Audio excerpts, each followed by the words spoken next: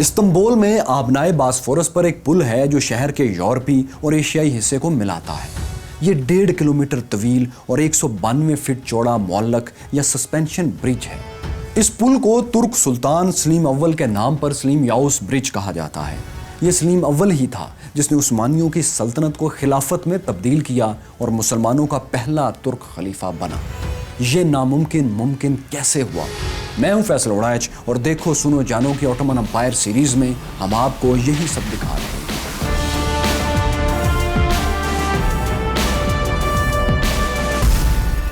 1481 میں جب قسطنطنیہ کے فاتح سلطان محمد ثانی کا انتقال ہوا تو سلطنت عثمانیہ دنیا کی سپر پاور تھی، لیکن سلطان فاتح کا بیٹا اور جانشین بایزید ثانی ایک کمزور حکمران ثابت ہوا۔ جب اس کے بھائی شہزادہ جم نے تخت پر قبضے کے لیے بغاوت کی تو بایزید ثانی اسے گرفتار کرنے میں ناکام رہا۔ شہزادہ جم شکست کھا کر سلطنت عثمانیہ سے فرار ہو گیا۔ اس نے پہلے مصر اور پھر سلیبی نائٹس کے جزیرے رہوڈز میں پناہ لی۔ رہوڈز میڈیٹرینین سی کا جزیرہ تھا جو سلیبی نائٹس کا مضبوط گڑھ تھا۔ اس جزیرے پر قبضے کے لیے سلطان محمد فاتح نے بھی فوج بھیجی تھی، لیکن یہاں ترکوں کو شکست ہوئی تھی۔ بایزید ثانی اپنے والد کی شکست کا بدلہ لے سکتا تھا اور نہ ہی شہزادہ جم کو رہوڈ سے بلا کر قتل کروا سکتا تھا، بلکہ الٹا اس نے سلیبیوں کے ہاتھوں بلیک میل ہونا شروع کر دیا۔ وہ جزیرے رہوڈز میں سلیبیوں کو سالانہ 45,000 دوقات صرف اس لیے دیتا تھا کہ وہ اس کے بھائی شہزادہ جم کو جزیرے تک محدود رکھیں اور بغاوت میں اس کی فوجی مدد نہ کریں۔ البتہ بعد میں بایزید ثانی اتنا چالاک ضرور ہو گیا تھا کہ اس نے 3 لاکھ دوقات رشوت دے کر ایک ہی بار میں اپنے بھائی کو قتل کروا دیا۔ یوں سلیبی نائٹس کی بلیک میلنگ سے اس کی جان چھوٹی۔ لیکن بایزید کی حکومت کو صرف شہزادہ جم ہی کی بغاوت سے خطرہ نہیں تھا، بلکہ اس کے ہمسایہ ملکوں میں ایران کی صفوی سلطنت بھی انتہائی طاقتور ہو چکی تھی۔ ترک سلطنت میں رہنے والے وہ لوگ جو ایران سے مذہبی عقیدت رکھتے تھے، وہ سلطنت عثمانیہ پر بھی ایرانی کنٹرول کے خواب دیکھتے تھے۔ ان لوگوں نے عثمانیوں کو کمزور کرنے کے لیے کئی بغاوتیں کیں اور ظاہر ہے ان بغاوتوں میں انہیں ایران کی خفیہ مدد حاصل ہوتی تھی۔ ان میں ایک بغاوت شاہ کولو نام کے ایک شخص نے بھی کی تھی۔ وہ خود کو ایرانی شہنشاہ شاہ اسماعیل کا خلیفہ کہتا تھا۔ اس شخص نے ترکی کے کئی علاقے اپنے قبضے میں کر لیے تھے، لیکن بایزید ثانی جو کہ اس وقت تک بہت بوڑھا ہو چکا تھا اور بیمار بھی رہنے لگا تھا، اس نے اس بغاوت کو کچلنے میں کافی سستی دکھائی۔ جب پانی سر سے اونچا ہونے لگا تو سلطان کا ایک وزیر 8,000 جینیسریز کو لے کر شاہ کولو کے مقابلے پر گیا۔ اس لڑائی میں ترکوں کو شکست ہو جاتی، لیکن ایک اہم وقت میں ایک تیر شاہ کولو کو آن لگا۔ شاہ کولو کی موت ہو گئی اور اس سے یہ بغاوت ختم ہو گئی۔ لیکن جینیسریز کو ان سارے واقعات میں یہ یقین ہو گیا کہ اگر مستقبل میں ایسی بغاوتوں کا راستہ روکنا ہے تو تخت پر ایک مضبوط شخص کا بیٹھنا ضروری ہے۔ چنانچہ جینیسریز نے استنبول واپس پہنچ کر بغاوت کر دی۔ اس بغاوت کو بایزید ثانی کا اپنا بیٹا سلیم یاوس ہوا دے رہا تھا۔ جینیسریز نے بایزید دوم کو معزول کر کے سلیم یاوس کو تخت سونپ دیا۔ 1512 میں وہ سلیم اول کے نام سے سلطنت عثمانیہ کا نیا حاکم بن گیا۔ بیمار بایزید ثانی حکومت سے نکالے جانے کے بعد زیادہ دیر زندہ نہیں رہا اور 1512 ہی میں انتقال کر گیا۔ لیکن مرنے سے پہلے وہ ایک ایسا حکم دے گیا تھا جس نے سلطنت عثمانیہ کو دنیا کی عالمی طاقت ہونے کے باوجود علمی سطح پر صدیوں پیچھے دھکیل دیا۔ وہ یہ کہ اس کے دور میں یورپ میں پرنٹنگ پریس ایجاد ہو چکا تھا۔ یورپ میں دھڑا دھڑ کتابیں پرنٹ ہو رہی تھیں، نئے خیالات اور سائنسی نظریات چھپ کر عام آدمی تک پہنچ رہے تھے، لیکن سلطان بایزید ثانی نے علماء کے فتوے کی روشنی میں پرنٹنگ پریس پر پابندی لگا دی۔ وہ اسے کافروں کی ایجاد قرار دیتا تھا، بلکہ وہ یہاں تک بڑھا کہ اس نے پریس کے ذریعے کتابیں چھاپنے پر موت کی سزا رکھ دی۔ اس حکم کی وجہ سے سلطنت عثمانیہ علوم و فنون میں باقی یورپ سے صدیوں پیچھے چلا گیا۔ جب سلیم یاوس سلطان بنا تو اسے 2 کام فوری کرنا تھے۔ ایک یہ کہ حسب روایت تخت کے دوسرے وارثوں سے نمٹنا تھا، یعنی انہیں ریشم کی ڈوری سے ہلاک کرنا تھا۔ سو اس نے اپنے 2 بھائیوں اور 5 بھتیجوں کو موت کے گھاٹ اتار دیا۔ دوسرا فوری مسئلہ بھی اس نے یوں حل کیا کہ ایران کے حامی 40,000 افراد کو قتل کروا کر ان کے بچوں اور خواتین کو قید میں ڈال دیا۔ لیکن ایرانی حامیوں کی بغاوتوں کو مستقل روکنے کے لیے ضروری تھا کہ ایران سے بھی ترکی اپنی طاقت کا لوہا منوائے، سو اس نے یہ لوہا منوایا۔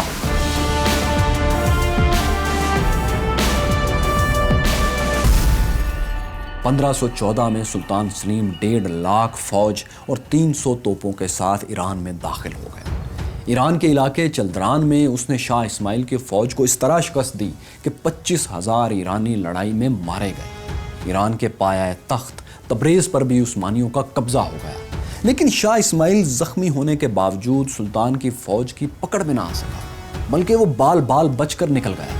اب چاہیے تو یہ تھا کہ سلطان سلیم ایرانی فتح کو مکمل کرتا اور شاہ اسماعیل کو پکڑتا یا کم از کم تبریز پر ہی قبضہ برقرار رکھتا، لیکن سلطان کی فوج تبریز پر قبضے کی کوشش ہی میں اتنا تھک چکی تھی کہ وہ آگے بڑھنے پر تیار نہیں تھی، بلکہ واپس جانا چاہتی تھی۔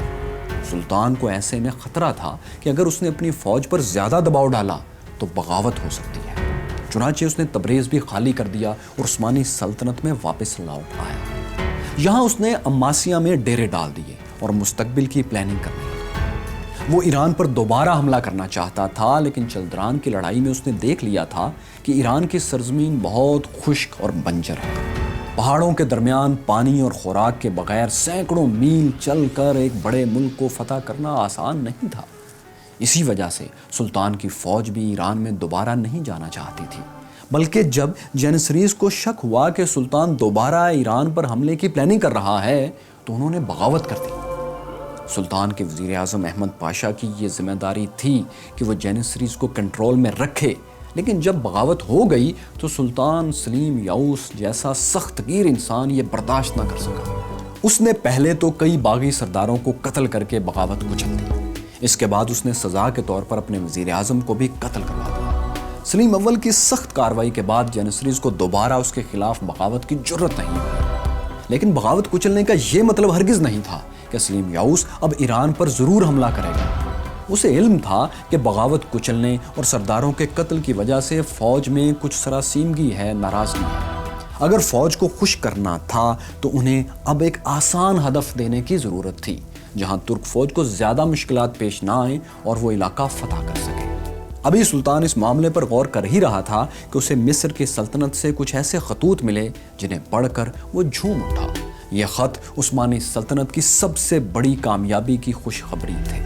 یہ خط مصر کے کچھ سرداروں کی طرف سے آئے تھے۔ مصر میں اس وقت مسلم خاندان مملوک کی حکومت تھی، جس کا سلطان قنصوہ غوری تھا۔ مملوکوں کی سلطنت افریقہ، شام اور موجودہ حجاز مقدس تک پھیلی ہوئی تھی۔ مسلمانوں کے مقدس مقامات مکہ اور مدینہ بھی مصر کی مملوک سلطنت کے زیر اثر تھے، لیکن اب مملوک سلطنت کمزور ہو رہی تھی اور اس میں بغاوتیں سر اٹھا رہی تھیں۔ سلطان سلیم اول کو خفیہ خطوط بھی مصر کے زیر تسلط علاقے شام ہی کے کچھ سرداروں نے لکھے تھے۔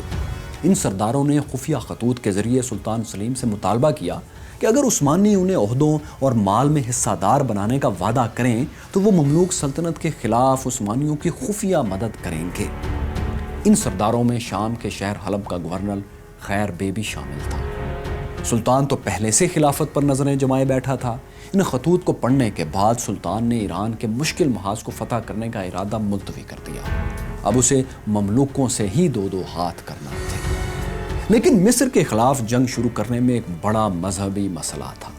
وہ یہ کہ ترکوں میں مسلمانوں کے خلاف جنگ کو جائز نہیں سمجھا جاتا تھا۔ ہاں، جب سلیم نے ایران پر حملہ کیا تھا تو وہاں اسے یہ مسئلہ اس لیے پیش نہیں آیا تھا کہ عثمانی ایرانیوں سے شدید مذہبی اختلاف رکھتے تھے، لیکن یہاں مملوکوں کے ساتھ اس کا مذہبی اختلاف نہیں تھا، بلکہ دونوں کا فرقہ ایک جیسا تھا۔ اس لیے سلطان سلیم کو یہاں علماء کے فتوے کی ضرورت تھی تاکہ اس جنگ کو بھی جائز قرار دلوایا جا سکے۔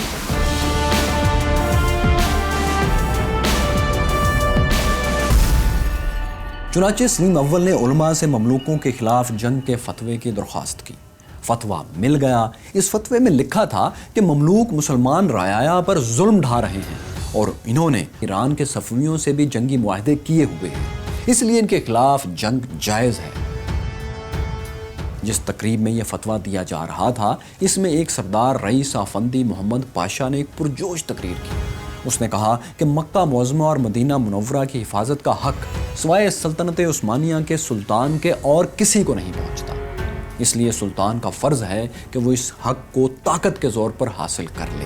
سلیم اس تقریر سے بہت خوش ہوا۔ محمد پاشا کو اس نے اسی وقت اپنا وزیر اعظم بنا دیا، کیونکہ پچھلے کو تو وہ قتل کروا چکا تھا۔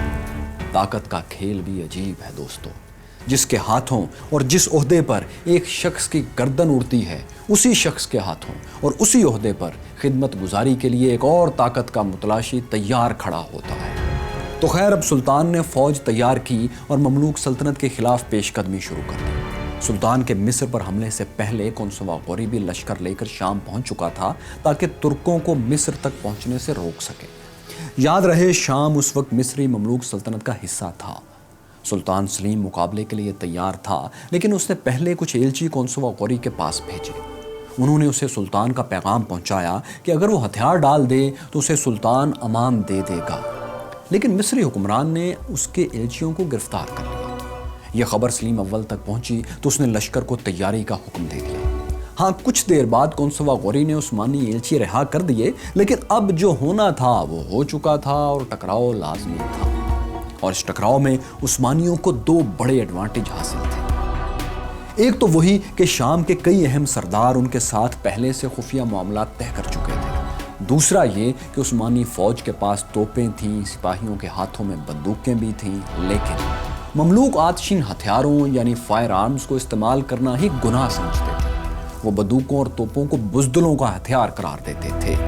ان کے خیال میں تلوار سے لڑنا ہی سنت اور افضل تھا۔ کہا جاتا ہے کہ ایک بار موریشیس کے ایک ماہر نے مملوکوں کو بندوقوں کا استعمال سکھانے کی پیشکش بھی کی تھی، لیکن جب مملوکوں نے انکار کر دیا تو اس ماہر نے وارننگ دیتے ہوئے کہا تھا کہ دیکھ لینا، ایک دن پچھتاؤ گے اور تمہاری سلطنت بندوقوں کے زور سے ہی ختم ہو جائے گی۔ اور اس پیشگوئی کے پورا ہونے کا وقت ہوا چاہتا تھا۔ 24 اگست 1516 کو شام کے شہر حلب سے 50 کلومیٹر دور مرواج کے علاقے میں مملوک فوج اور عثمانیوں میں زبردست جنگ ہوئی۔ آج یہ علاقہ دابق کہلاتا ہے۔ اس جنگ میں مصر کی طرف سے حلب کا گورنر خیر بے اور ایک فوجی افسر غزالی بھی شریک تھا۔ یہ وہی لوگ تھے جو اندرون خانہ سلطان سلیم اول سے مل چکے تھے۔ تو یہ دونوں جنگ شروع ہوتے ہی اپنے اپنے سپاہیوں کے ساتھ پیچھے ہٹ گئے۔ قنصوہ غوری اپنے کچھ وفاداروں کے ساتھ تنہا رہ گیا۔ اس کے پاس بندوقیں اور توپیں بھی نہیں تھیں۔ قنصوہ غوری نے پرانے ہتھیاروں کے ساتھ جدید فوج کا مقابلہ تو اپنے تئیں خوب کیا، لیکن دل ناتواں جلدی حوصلہ ہار گیا۔ جی ہاں، قنصوہ غوری عثمانیوں کے کسی وار سے نہیں بلکہ دل کے دورے سے میدان جنگ میں ہلاک ہو گئے۔ اس کی موت کے ساتھ ہی اس کے بچے کھچے سپاہی بھاگ گئے اور میدان سلطان سلیم کے ہاتھ آیا۔ شام کی فتح کے بعد سلطان سلیم حلب شہر میں داخل ہوا اور خیر بے نے علامتی طور پر اسے شہر کی چابیاں بھی پیش کر دیں۔ جامع مسجد میں سلطان سلیم اول کے نام کا خطبہ پڑھا گیا۔ حد تو یہ ہے کہ ابھی سلطان نے مکہ مدینہ پر کنٹرول حاصل نہیں کیا تھا، لیکن خطبے میں سلطان کو خادم حرمین الشریفین کہہ کر مخاطب کیا گیا، کیونکہ یہی اس کی خواہش بھی تھی۔ سمجھدار لوگ بادشاہ کی خواہش کو سمجھ جاتے ہیں۔ سلطان خطیب کے منہ سے بغیر کہے اپنے نام کا خطبہ اور خادم حرمین الشریفین کا لقب سن کر اتنا خوش ہوا کہ اس نے اپنا شاہی لباس اتار کر خطیب کو پہنا دیا۔ حلب کے بعد دمشق کے گورنر نے بھی لڑائی کے بغیر ہی ہتھیار ڈال دیے۔ اب شام پر ترکوں کا مکمل قبضہ ہو چکا تھا، لیکن مملوکوں سے جنگ میں ان کے لیے سب سے بڑا چیلنج تو ابھی آنے والا تھا۔ یہ چیلنج تھا تومان بے۔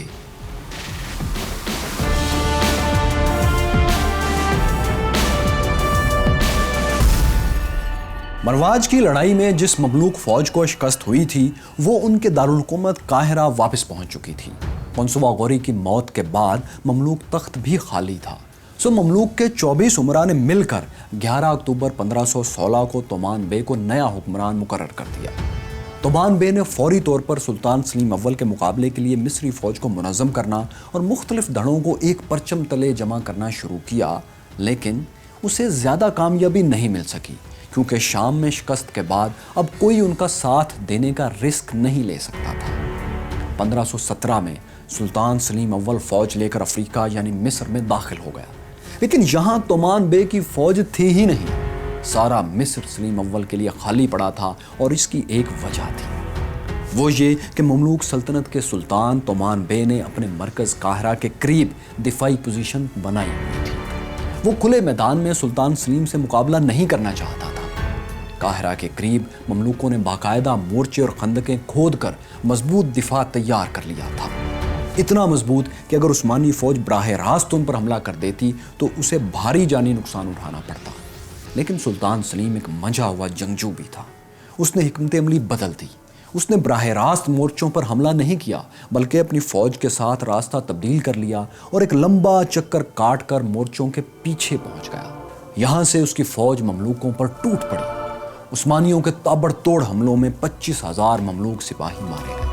جو فوج بچی اس نے پیچھے ہٹ کر شہر میں پناہ لے لی، بلکہ گھروں کی چھتوں اور اوٹ سے گوریلا جنگ شروع کر دی۔ عثمانی شہر میں داخل ہوئے تو چھتوں سے ان پر نیزوں اور تیروں کی بارش ہونے لگی۔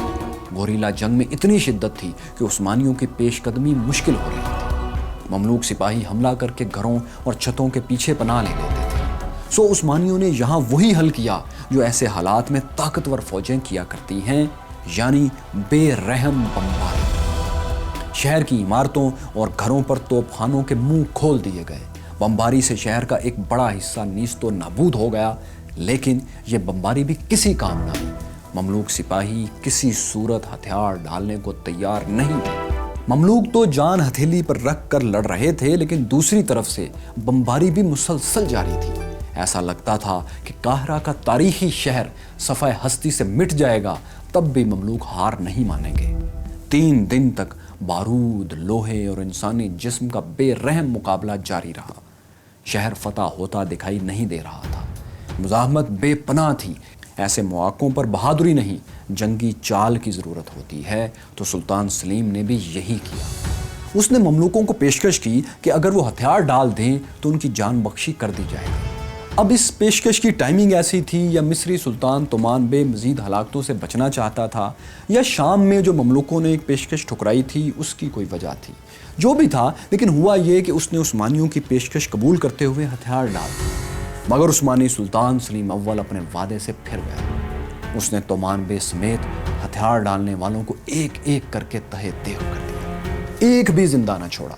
اور یہ انتہا نہیں تھی، بلکہ اس نے پھر حکم دیا کہ قاہرہ کے شہریوں کو بھی قتل کر دیا جائے۔ 50,000 انسان سلطان سلیم اول کے حکم پر موت کے گھاٹ اتار دیے گئے۔ اس دن قاہرہ کا آسمان بارود سے سیاہ اور زمین خون سے سرخ تھی۔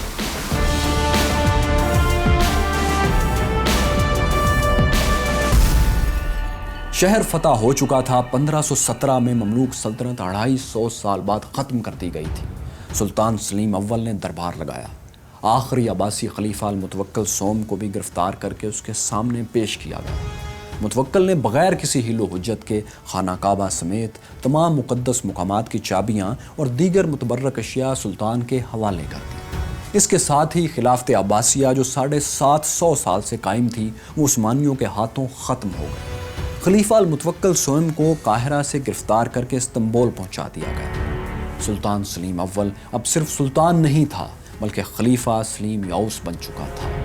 خلافت عباسیوں سے عثمانیوں کو منتقل کر لی گئی تھی۔ سلیم اول سے لے کر عثمانی خلافت کے خاتمے تک ہر عثمانی سلطان خلیفہ کہلایا، لیکن ان کا دارالحکومت استنبول یا قسطنطنیہ ہی رہا۔ لیکن یہ سب کچھ تو مصر میں ہو رہا تھا۔ مکہ اور مدینہ کس کے ساتھ تھے؟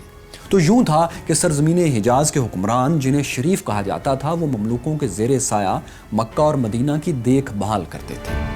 مملوکوں کو شکست دینے کے بعد سلیم اول کا ارادہ تھا کہ وہ مکہ اور مدینہ پر بھی قبضہ کرنے کے لیے لشکر کشی کرے، لیکن حجاز کے حکمرانوں نے جنگ کے بغیر ہی سلیم کی اطاعت قبول کرنے کا اعلان کر دیا۔ یوں شام اور مصر کے بعد حجاز کی مقدس سرزمین بھی عثمانی سلطنت میں شامل ہو گئی۔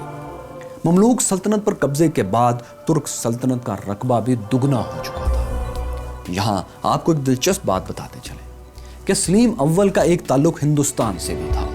یہ سلیم اول ہی تھا جس نے ظہیر الدین بابر شہنشاہ ہندوستان کی مدد کے لیے 2 توپچی علی اور مصطفیٰ بھیجے تھے۔ انہی توپچیوں کی مدد سے بابر نے توپ خانے کو مضبوط کیا تھا اور پانی پت کی لڑائی میں ابراہیم لودھی کو شکست دی تھی۔ ہندوستانی مسلمانوں میں تو عثمانی خلافت سے اتنی محبت پیدا ہو گئی تھی کہ پہلی جنگ عظیم کے بعد عثمانی خلافت کے تحفظ کے لیے تحریک بھی ہندوستان ہی میں چلائی گئی تھی۔ تو مصر فتح ہونے کے بعد سلیم یاؤس صرف 3 برس زندہ رہا اور 1520 میں اس کا انتقال ہو گیا۔ 1520 میں سلیم یاؤس کا انتقال ہوا تو اس کے بیٹے خلیفہ سلیمان کے دور میں یہ سلطنت اپنے عروج پر پہنچی، لیکن عروج کے ساتھ ہی زوال بھی شروع ہو گیا، اور اس کا آغاز ایک ایسی جنگ سے ہوا جس میں عثمانیوں کو ایک اور قوم نے شکست دی اور وہ قوم سپر پاور بن گئی۔ عثمانیوں کا سپر پاور سٹیٹس کیسے ختم ہوا؟ 1,00,000 کے مقابلے میں 7,000 کون تھے اور کیا وہ جیتے یا کچلے گئے؟ عثمانیوں میں بھائیوں کے خون بہانے کی قبیح رسم کیسے ختم ہوئی؟ یہ سب آپ کو دکھائیں گے، لیکن ہسٹری آف آٹومن امپائر کی اگلی قسط میں۔ آپ کے خیال میں سلطنت عثمانیہ کا مملوک سلطنت پر حملہ کرنا درست فیصلہ تھا یا غلط یا کچھ اور؟ کمنٹس میں ضرور بتائیے، اور ہاں، ویڈیو کو لائک، شیئر اور چینل دیکھو سنو جانو کو سبسکرائب ضرور کیجیے۔ کہتے ہیں دنیا کی سب سے خوبصورت کہانیاں عظیم نامور لوگوں کی بایوگرافیز ہوتی ہیں۔ اگر آپ بھی مصروفیت کی وجہ سے مختلف بایوگرافیز نہیں پڑھ پاتے تو ہماری سیریز وہ کون تھا ضرور دیکھیے اور یہاں کلک کیجیے۔ یہاں دیکھیے کائنات کا سفر نامہ اور یہاں جانیے کہ چین افیون زدہ قوم سے عالمی طاقت کیسے بنی۔